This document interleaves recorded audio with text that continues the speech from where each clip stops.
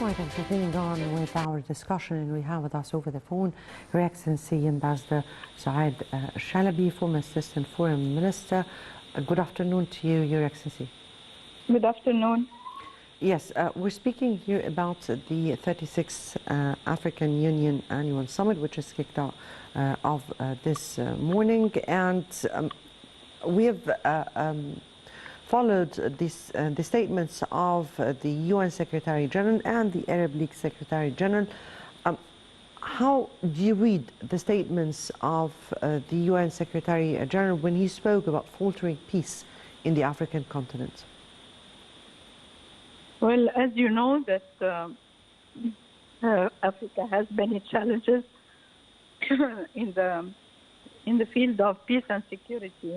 They have suffered a lot of civil unrest in the West African region, and also in Chad. And of course, there had been many challenges during last year, and this is what is going to be discussed this year, and this is what the UN Secretary General is hoping to achieve, to empower the challenges, empower the African peace and security architecture in order to be able to face the challenges that are meeting African countries, especially when they have many countries have elections this year.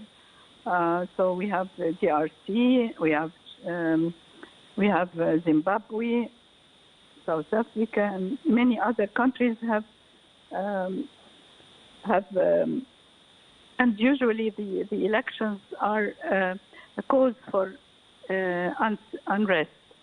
That is why the United Nations and the Secretary General, in his speech, he was stressing on peace and security in the continent, and also on the sustainable development, because as you know, the food crisis and the energy crisis that happened last year and is continuing until this year because of the war in Ukraine, it is affecting very much the African continent and all the poor countries who had been depending mainly on the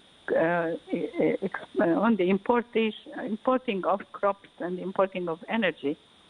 So as soon as we were done with pandemic COVID, the African countries are facing another difficult time where they are facing the food crisis. So these are the challenges that has been facing the African Union, and the United Nations is supporting Africa and the African Union in facing these challenges. Your Excellency, we also followed the statements of the Secretary General of the Arab League, and when he spoke about the importance of boosting relations between the Arab world and the African continent. Africa and the Arab world, they have common challenges.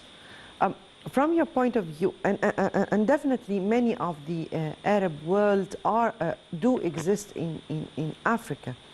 How important is it to boost the existence of cooperation between the Arab world and Africa at this upcoming stage? How important it is to join hands in order to be able to contain challenges that, or existing challenges that are facing both regions? Well, as you know, there had been a lot of cooperation and many summit conferences that took place between the African Union, the leaders of Africa, and the leaders of the Arab world. And especially that, as you said, that there are many Arab countries who are in the northern African region, and Somalia and Djibouti, for instance, and the Comor Islands. All these countries are already African and Arab. so it is very important that the Secretary General of the Arab League has expressed his thoughts and his attention towards the cooperation between the Arab countries, especially the rich Arab countries, the Gulf countries, who can be supportive to Africa for its development and sustainable development. Also, it is important that the Arab countries have a common stand towards, for instance, the crisis in Libya, towards the crisis in Somalia, towards the hot spots that are happening in Africa. It is very important that the Arab countries have a stance, for instance, towards the impasse of the over Ethiopia Nile Dam. These stands are very important from Gulf countries and from the powerful Saudi Arabia or Jordan or Egypt, and it is important that all the institutions, the international institutions, the United Nations, the Arab League, and all these regional entities that could help the development of Africa, especially at the time of need when they need support in peace and security, support in fighting terrorism, support in trade and in investment, support in the crop, in the crisis, food crisis. So if those Arab countries who are rich and who are able to help the African countries in their problems, in the crisis that they are facing, whether it is peace and security, whether it is food security, whether it is energy security, it is very much welcomed, especially by the Arab League, especially by the United Nations. Yes, Your Excellency, here Egypt has been putting, for those very recent years, has been putting Africa as a first priority. Egypt has on Wednesday assumed the presidency of the NEPAD and has earlier assumed the chairmanship of the UN African Group in New York. How do you view the role of Egypt in many of the African aspects, and how do you view its presidency to the NEPAD and the UN African Group in New York, and what is or what will Egypt be putting before the international forums? Well, Egypt is very strong in multilateral diplomacy. That means that it exactly works in the favor of developing countries, whether it is non-aligned countries, whether it is Africa or Asia, so or Latin America. So our chairmanship of NEPAD is the new partnership for Africa's development. It has been since 10 years ago that we have heard how much NEPAD is important, because it reflects how much the African countries are progressing in the field of development. So Egypt taking the chairmanship of NEPAD has main objectives. It has to work for reducing poverty. It has to work to put Africa on the sustainable development path. It has to halt the marginalization of Africa and to empower women. So the four pillars of NEPAD have been put on the shoulders of Egypt in order to be able to strengthen them during this year. So the role of Egypt is going to be very important, whether it is in the UN group for peace and security or for NEPAD. And usually Egypt, when it presides over these institutions, it plays a big role, and many countries choose Egypt to lead because of its knowledge, because of its multilateral diplomacy, because of its experience and its possibility of creating initiatives that are good for the future. And of course, it all falls in the African Union Agenda 2063, which is going to be, and the AFCA, of course, the African Free Trade Agreement. So all this is going to be discussed during the summit today, and hopefully Egypt will play a bigger role in this summit.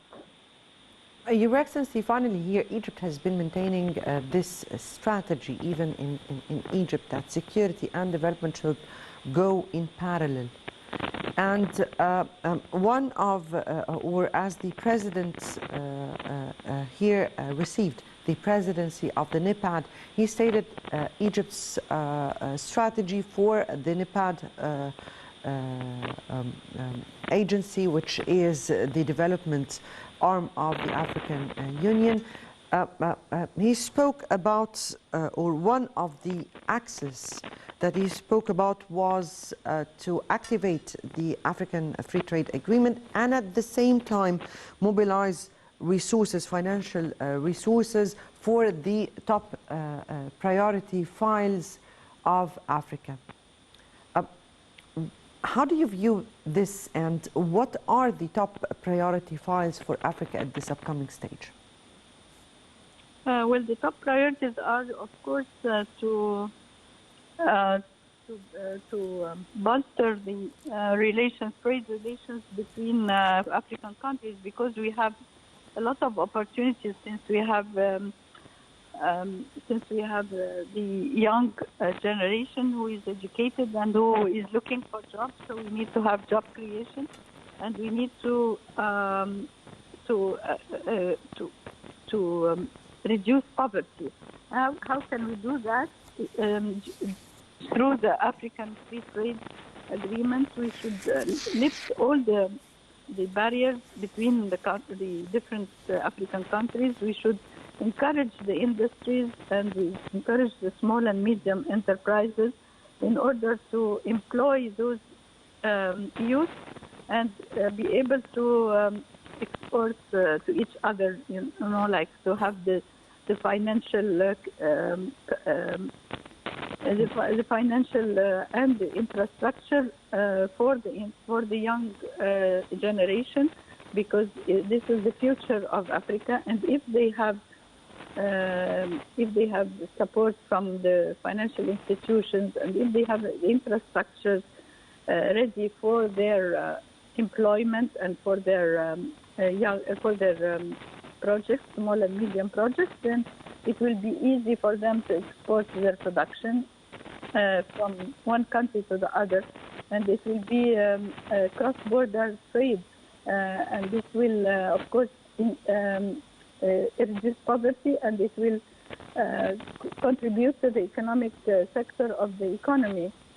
So I could also suggest a public-private partnership between countries, and to empower also the bigger companies in order to invest in Africa and to have the possibilities of financial coverage for big companies, because usually when there are no incentives for investment, then it is difficult for any investor to provide financial coverage or financial